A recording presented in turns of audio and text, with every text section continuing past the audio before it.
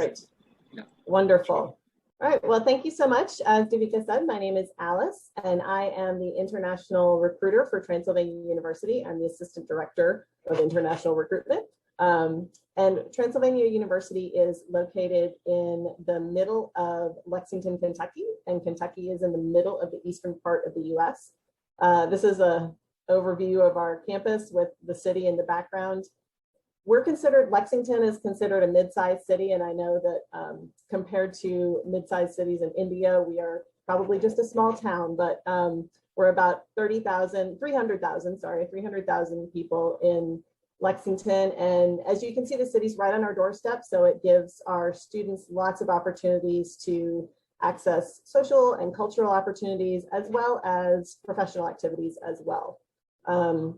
We are well ranked. We are one of the top 100 liberal arts universities in the US, and we have a very good success rate with our graduates. A number that we like to share is that within 6 months of graduating from Transylvania, 95% of our students are either in a job or in a graduate program. And you can see that some of our graduate placements are here on the screen. We have 90% success in placement in medical programs, graduate medical programs, and 100% success in law programs post-Transylvania.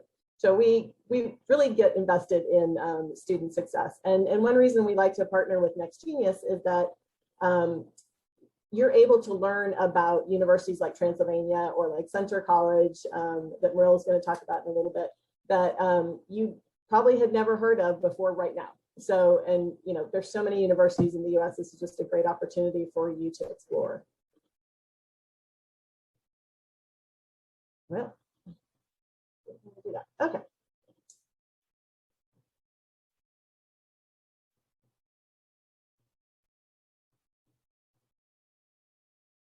Trying to figure out how to change my.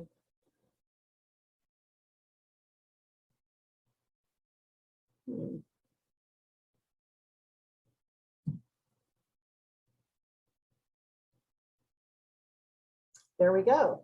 You'd think after 1.5 years of Zoom meetings, I would have figured this out.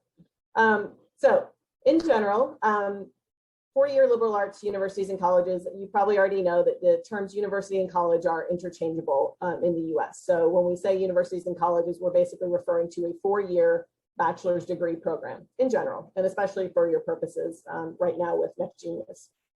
So when we're talking about liberal arts universities, the vast majority of the 4,000 universities in the US are liberal arts. And that just means that you are going to be, in addition to studying your major, you're going to be studying other things as well. We want to make sure that you're well-rounded. We want to make sure that you're able to think outside of your major. Let's say you're a physics major. We want to make sure that you can say, if you're faced with a problem, not just, well, I'm a physics major and that's not a physics problem, but well, I learned about this and I learned about this, and I can put these ideas together and really come up with a solution that would work. So for instance, at Transylvania University, we are a liberal arts university. So while you're with us for 4 years for your bachelor's degree, you're going to take about 1/3 of your classes within your major. You're going to take about 1/3 of your classes in what we call general education, or GE, and you will have to do a combination of some examples here: literature, science, social sciences, language, health, math. I forgot to add math in there. I have a block about math. And so it's really up to you. You have to choose from certain categories, but within those categories, there are a lot of options. And then there's 1/3 that's sort of a free choice for you. You might use it for a second major, you might use it for a minor, you might use it to take more classes in your major beyond the minimum required. It just kind of depends, because we know, and this is going to happen at any university in the US, that as you're going through your 4 years, you're going to discover topics, subjects that you never heard of before and didn't know you were interested in or were good at. You might discover professors that you want to work with that are studying something you never knew existed before, and you get really excited about that. So we want to make sure that there is space for you to explore. So you're not just going in and studying only physics and physics. We want to make sure that you're able to sort of step outside of that a little bit, maybe take a theater class, take another language, things like that.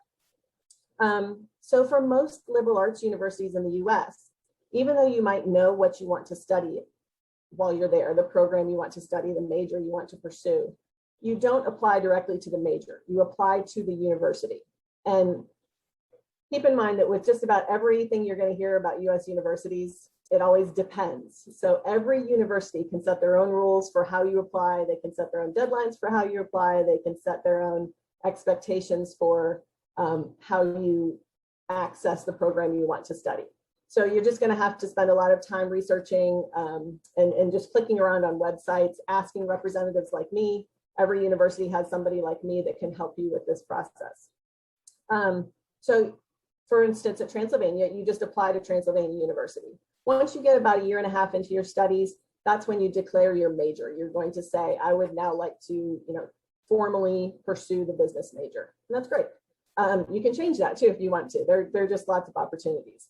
The only difference might be with universities with technology in their name, Georgia Tech, Cal Tech, Virginia Tech, that ask you to start directly into a program. And they have less general education requirements than other universities do. So again, most universities have dozens, sometimes hundreds of majors. We have over 46 and the ability to design your own as well. So some popular majors for international students are listed here. And this just basically means that maybe these are programs that students identified as easily transferable to maybe a graduate program they want to do or to whatever they want to pursue once they get back to their home country. This doesn't mean that this is the limitation for international students. And it certainly doesn't mean that you have to do one of these. This is just sort of something that has been identified. These are areas that have been identified as of particular interest for international students who are studying in the US. Now, again, because there are 4,000 universities, over 4,000 universities in the US, and we all get to do our own thing. We get to design our own programs. We get to name our majors whatever we want. So one university that has economics as a major might be calling economics something different. It might be called business economics or something like that. So just keep in mind that similar names are going to look different at each university. So just pursuing, looking, if you do a search on a psychology major, there might be different labels for that major across different universities. So make sure you're just keeping your eyes wide open and you're kind of looking at all the different combinations that are out there. So within the major, all of the ones in the bullets here would be considered a potential liberal arts major. Certainly we have these at Transylvania. And every semester you can take different types of classes. So every semester there aren't the exact same courses offered. So you might be looking at, we'll give an example of me. I was an English literature major at Transylvania University. And so one whole semester I spent studying Milton. It was not fun, but we did it. You might have an entire semester that you spend in one class looking at Shakespeare's tragedies. You might spend an entire semester on 19th century women novelists in North America. So it gets very specific. You're not just taking an English class or an English literature class. So you really get to choose. There's so many different options. And on every university website, including ours, you can actually click on the major and look at all the list of courses that are available throughout the 4 years. And again, those aren't all available every single semester, but you're going to sort of pick and choose among them as you move through your 4 years. This all sounds very complicated. You're not going to do this alone, especially someplace small like Transylvania or Center where Marilla's headed. We are small enough that we're going to make sure that you have an advisor working with you every step of the way to answer your questions and to help you with this process. Because there are so many doors that are open for you at universities, at liberal arts universities, especially small ones in the US, that it's hard to pick and choose and hard to know what to do. So you will have advisors and people you can talk to on campus that will help you with all of these processes. Within the major, again, you're going to have, and again, it depends on the different universities, you'll have opportunities for job shadowing, study abroad, specializations. In some subjects, you'll be able to help your professors with research. And in some subjects, you'll be able to conduct your own research.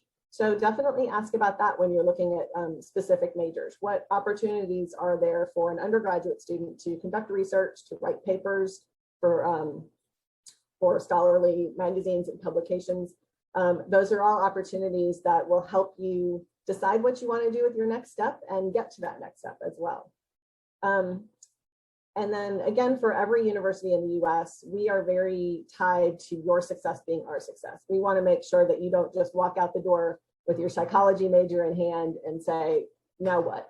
We're going to help you with that next step and make sure that you have, you know, an answer for that now what question. What does that mean? Where are you going to be after you leave us? And we want to make sure that we keep up with you after that and make sure that you are happy and successful wherever you land. So with technical universities, again, I'm sorry to always say this, but it depends on the university, whether you apply directly into the program or if you have some time to try some different courses before you declare your major. So oftentimes with technical universities, you do tell them exactly what you want to study and you start that from the minute you walk in the door. They might not have the same general education requirements as liberal arts universities, but you will have to take some probably reading and writing classes because technical universities have figured out that a scientist is better prepared for the real world if she or he can present their ideas and research findings to the audience, making sure that they can communicate all these wonderful things they've discovered to people who need to know. So they're going to make sure that you are prepared with that. So probably not as many general education requirements, but there might be some that would be directly related to your tech major. And again, all of the rest applies, you know, different opportunities for research, different opportunities for job shadowing, all of those things that are going to help you get to that next step. You're also going to hear about pre-professional programs, and this is where it gets even more complicated. Again, we're going to have time for questions here at the end, but keep in mind that, again, every university has somebody like me to help you with this.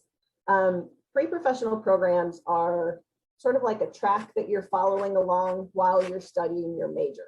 So you can pick any major. Again, we'll go with English literature.